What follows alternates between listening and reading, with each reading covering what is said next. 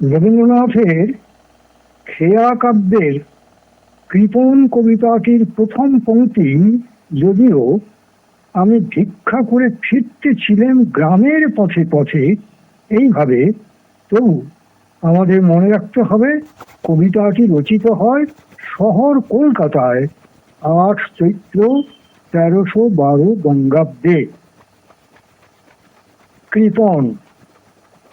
আমি ভিক্ষা করে ফিরতেছিলেন গ্রামের পথে পথে, তুমি তখন চলেছিলে তোমার স্বর্ণরথে।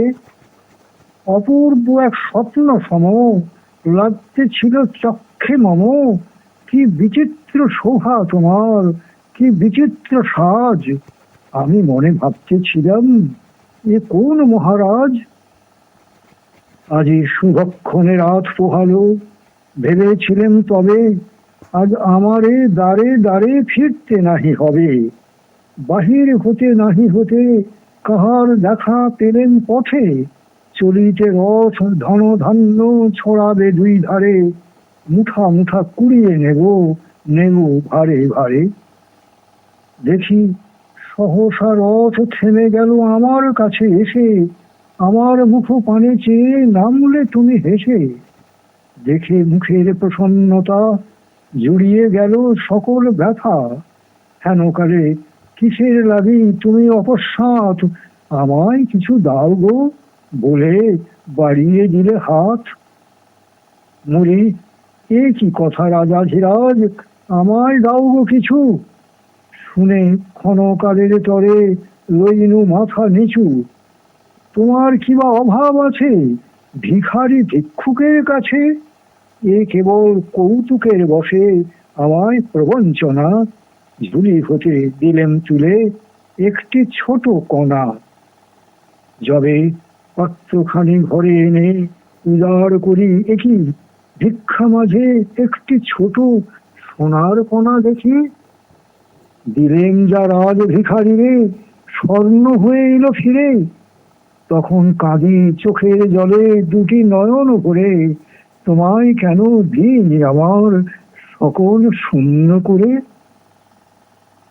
কবিতাটির নিহিতার্থ, আমরা যদি জীবনের ধনকে শুধুই সঞ্চয় করি তাহলে তা কোনো কাজে লাগে না, আমরা ভিখারি হয়েই থেকে যাই। বিধাতা রাজার রাজা হয়েও ভিখারির মতো যখন আমাদের কাছে ভিক্ষা প্রার্থনা করেন, তখন যেন আমরা তা উজাড় করে দিতে পারি, সেটাই প্রকৃত সার্থকতা। কৃপণ কবিতার ইংরেজি অনুবাদ the miser. I had gone a raving from door to door in the village path, when thy golden chariot appeared in the distance like a gorgeous dream, and I wondered who was this king of all kings. My hopes rose high, and methought my evil days were at an end, and I stood waiting for alms to be given unasked, and for wealth scattered on all sides in the dust. The chariot stopped where I stood. Thy glance fell on me, and thou camest down with a smile. I felt that the luck of my life had come at last. Then of a sudden thou didst hold out thy right hand and say, what hast thou to give me?